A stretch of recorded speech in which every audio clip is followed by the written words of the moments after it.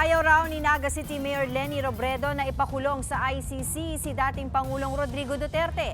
Yan ang isa sa mga isiniwalat ni dating Senador Antonio Trillanes IV. Dagdag pa niya, malalim daw ang pagkakaibigan ni VP Sara at Mayor Leni. Nasa frontline ng balitang yan si Marian Enriquez. Kung si Leni Robredo raw ang nanalo noong 2022, malamang wala ngayon sa International Criminal Court o ICC si dating Pangulong Rodrigo Duterte. Ang nagsabi niyan, si dating Senador Antonio Trillanes IV. Sa panayam sa programang Storycon ng One News, ibinulgar ni Trillanes ang di umano'y tunay na posisyon ni Robredo noong kampanya. Sinabi nila na ang posisyon nila sa ICC ay hindi nila i-recognize yung jurisdiction at hindi nila ibibigay si Digong sa ICC kung naging presidente si Leni. Hindi lang yun, mismong kampo raw ni Senator Bam Aquino ang nakiusap na i-delay ang arrest warrant laban kay Duterte dahil baka makasira sa kanyang kandidatura. Sabi ko nga, hindi, mas makakatulong pa nga sa inyo yan. Sabi pa ni Trillanes, hindi siya susuporta kay Robredo sa 2028. Bakit? Kasi raw malalim ang samahan ni dating VP Leni at ng kasalukuyang VP Sara.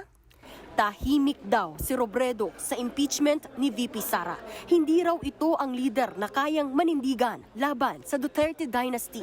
Up to now, si Mayor Leni has yet to say anything about the impeachment trial of Sara Duterte. Alam mo, malakas na boses yan. She's quiet. Patunay daw niyan ang Robredo-Sara o Rosa tandem noong 2022 elections. Sa isang araw punto ng kampanya ng Leni Kiko na Echepera, si ngayoy Senator Kiko Pangilinan.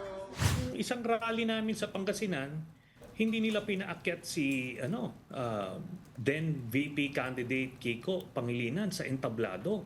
Kasi nga dun sa Robredo-Sara alliance. So meron ng ganon ever since. Magkaalyado nga ba at magkaibigan sina Leni at Sara? Matatandaang biglang dumalaw si VP Sara sa bahay ni Leni sa Naga. Ayon sa kampo ni Robredo, personal lang yan. Ngayon, ang tanong kung si Leni Robredo nga kaya ang nanalo noong 2022, talaga bang makakalusot si Duterte?